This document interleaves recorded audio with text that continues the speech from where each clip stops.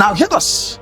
I have never seen a time ever since I was born, came into this world, and there is nothing like rainy season. There's no time in this world ever since I was born that I've not experienced dry season. These two things came as a result of his mighty and great power. He made them to stand. He said, look, there will be sunshine, and also there will be rainfall. And it's still standing. Some countries, they have the winter, they have other season, and God made them, and they are still standing. Everything God gave by his power and authority to this world are still standing. The reason is this. Just one thing God made and gave the liberty. God made one thing. So many things he has made, created. Just one thing. And gave the liberty to follow his instruction and principles for things to be the way it ought to be. Though he had planted, he said to one thing, you have to follow me. But for every other thing, he made them and established them. They are fixed. The fishes, he dropped them in water. The animals, the sun, no principle. The only principle is you are standing there. But when God made man, you have to follow me. Keep my instructions. And then I must lead you. Isaiah 1 verse 19. And this reads, if ye be willing, obedient, ye shall eat the good of the land. Please, if ye be willing and what? Obedient, ye shall eat the good of the land. Please, when God made everything, God did not give them principles to follow, for them to see, for them to function. God never gave principle. He fixed them. They are fixed already. So they are already standing. But for me and you to stand, for the moon, the sun, the trees, the animals, he fixed them. But for human, God has fixed us. What? With a condition. To be willing and obedient to him. He made us to be like him on earth. And for the fact that we are the God of the earth, we must not exercise our own power, but tap power from God. And for us to tap power from God, we must depend on God. So our functionality depends on God's functionality. And then it takes that own functionality through God for us to stand. Anybody who is not standing where he or she should somebody who is not functioning through God. And that is Jeremiah 32. We are not reading Jeremiah 32. It says nothing is too hard for him to do. His power is too great. And then Psalm 147 says, God is too mighty in power. If you look at this, everybody in this world should be operating without limitation. Nothing limits the sun when it is time for the sun to shine. Nothing limits the rain when it's time for the rain to fall. I've not heard that fishes are no more in the water. 2-4 hours, there is fishes inside water. And hear this, water has never dried.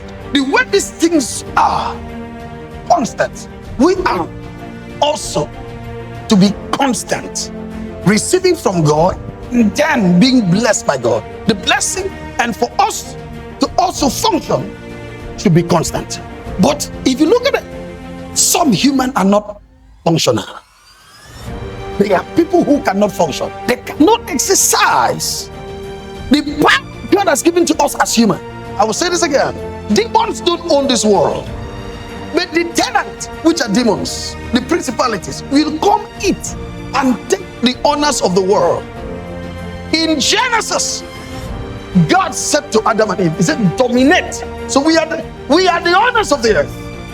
God said, dominate, rule this world, Demons dominate man. Principalities dominate man. Don't forget, every other thing God made, there was nothing like principle for them to function. But when God made man, he gave man principle for functionality. So for you to function, you must follow this principle. Look at water. Water does not need principle to stay. Water has been fixed already. The sun does not need principle to stay. The sun has been fixed already. But for me and you to stay, for me and you to function, and for me and you to be blessed, there are principles we have to follow. If you are willing, God has already established our functionality for us, our power for us, and put things in place. We must follow the let-down principle. Before I close finally, now the truth of the matter is, the authority is with us men. The power is with us men. But God said, I'm making you in my image and my likeness. Now, image the way I look, likeness the way I am. But lack of ability to follow the principles. The tendency has been given to us, and authority to own has been taken. So something can come from anywhere and then destroy man. God is too great in power. God is too mighty in power. If you build a house and you fix the most expensive door in this world, your lack of ability to keep the key to that door set can cause that your door to lock you out or lock you inside. Your lack of ability to keep that door key. Hey, now hear this. There's one great problem all of us we have. No man can truly serve God and carry out the principle of God until you have power to bring yourself to that place of battle and you conquer yourself. It is ourselves that causes us to lose. So your ability to bring yourself under God's principles and God guide yourself, this is when you can function with the authority and power of God. We don't have any other enemy than ourselves. The way you think, the way you reason, that's where the problem lies. The way you respond to matters, that's where the problem lies. The way you handle things, where the problem lies. And I want to say this, sons and daughters of God, until you defeat yourself for God to take over yourself, you will never function in this world the way you should. And if you are not able to function, you will remain in pain. Yes. So I have a message here. Functioning is the person next to be destroyed. When you're not functioning to God, all of them, especially the young ones, life is not by how we calculate it. Life is by how we are able to go in line with the principles of God. Your ability to handle today rightly will make God hand over tomorrow for you. But if you don't handle today rightly, get us. That is not God's plans. That is the devil's statement. With long life will I satisfy. Today in our country, people are coming to rewrite the Bible and then preach it for their popularity and fame. That's not the will of God.